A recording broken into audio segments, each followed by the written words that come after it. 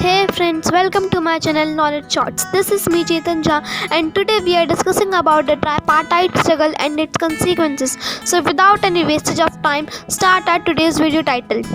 Friends, in 7th century जब हर्षवर्धना का empire जो कि एंशिएंट इंडिया का लास्ट पावरफुल एम्पायर था वो कोलैप्स कर गया। उसके बाद जो हमारा नॉर्दर्न इंडिया था वो धीरे धीरे करके 3 डायनेस्टीज़ में टूटा। इनमें से पहली थी हमारी राजपूताना डायनेस्टी, गुज्जर प्रतिहारा। इसके बाद जन्म लिया हमारी पारस डायनेस्टी ने और इसके बाद आई हमारी राष्ट्रकूटा डायनेस्टी। फ्रेंड्स, ये तीनों डायनेस्टीज़ जो थी वो नॉर्थ इंडिया में गैंगेटिक प्लेन्स में स्थित एक जगह कन्नौज के लिए लड़ रही थी। उसको अपनी कैपिटल बनाने के लिए एज अ एडमिनिस्ट्रेटिव बेस बनाने के लिए, उस पर कब्जा करने के लिए, उस पर रूल करने के लिए लड़ रही थी। अब हम ये जानते हैं कि कन्नौज में ऐसा है क्या, ये तीनों डायनेस्टीज़ उसके लिए वॉर कर रही थी। फ्रेंड्स, कन्नौज जो है वो हमारे गैंगेटिक प्लेन्स का बेस है।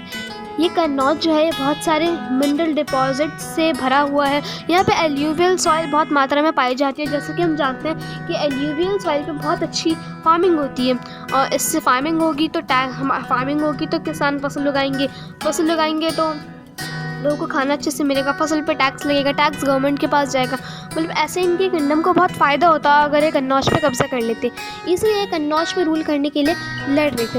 अब हम ये जानते हैं कि कन्नौज जो थी वो हमारे हर्षवर्धना की कैपिटल थी और इसने काफ़ी साल तक as a effective centre work किया। अब हम इसमें इन्वॉल्व तीनों डायनेस्टीज़ के बारे में एक बेसिक से इन्फॉर्मेशन लेते हैं। तो फर्स्ट है हमारी गुज्जर प्रतिहारा डायनेस्टी, जो कि एक राजपूताना डायनेस्टी है। इसकी इस्टेब्लिशमेंट 737 AD में, जो कि इन तीनों डायनेस्टीज़ में ओल्डेस्ट है, हरिचंद्र ने करी थी। ये एक राजपूताना डायनेस्टी है। ये राजस्थान और गुजरात के एरियाज़ में और मेनली मालवा के एरिया में, मालवा प्लेट्यू के एरिया में रूल करती थी। ये जो डायनेस्टी थी ये हमारे स्ट्रगल की विनर डायनेस्टी थी और इसने अपनी हाईएस्ट पीक्स को तब छुआ जब इसके किंग भोज थे। अब हमारी नेक्स्ट डायनेस्टी है पालस डायनेस्टी। ये हमारी सेकंड ओल्डेस्ट डायनेस्टी है और इसकी इस्टेब्लिशमेंट AD 750 में गोपाला ने करी थी।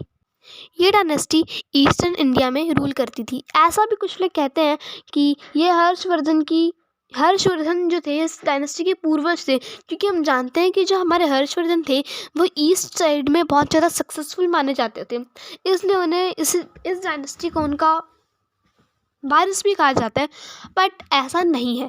ये जो डायनेस्टी थी ये बंगाल और बिहार के एरियाज़ में रूल करती थी। इसके बाद अब हमारी आती है राष्ट्रकूट डायनेस्टी, जो कि इन तीनों डायनेस्टीज़ में सबसे बड़े एरिया पे राज करती थी, जो कि हमारा डेक्कन का एरिया था और मतलब इसने सबसे ज़्यादा स्पेस ऑक्यूपाई कर रखा था। और ये डायनेस्टी नॉन क्षत्रिय डायनेस्टी थी। इसके जो फाउंडर थे डंटी दुर्ग, वो चालुक्याज अंडर विक्रमादित्य 4th के अंडर काम करते थे। वो उनके ओवरलॉर्ड थे। तो इन्होंने हिरण्यगर्भ नाम का एक सैक्रिफाइस परफॉर्म किया और रिबर्थ लिया एज अ क्षत्रिय और अपनी डायनेस्टी इस्टेब्लिश की, राष्ट्रकूटा डायनेस्टी, और इसकी इस्टेब्लिशमेंट सन 753 में हुई थी। ये तो था हमारा ट्राइपार्टाइट स्ट्रगल।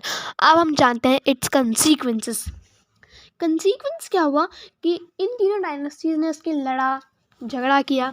इसका हमें विनर भी मिला, जो कि था हमारा गुज्जर प्रतिहारा, जिसने कन्नौज पे रूल के एंड में।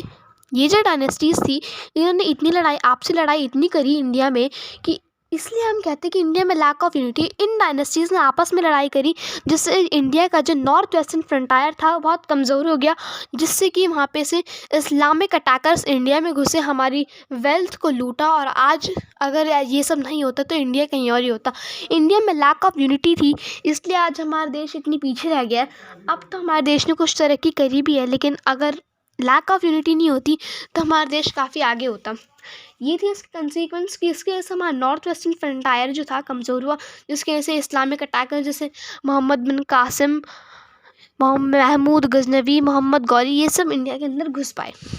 तो फ्रेंड्स, अगर आपको ऐसे इन्फॉर्मेटिव वीडियो देखना है तो चैनल को सब्सक्राइब करें, बेल आइकन को प्रेस करें और मैं आपसे नेक्स्ट वीडियो में मिलता हूँ द माइटी चोलास।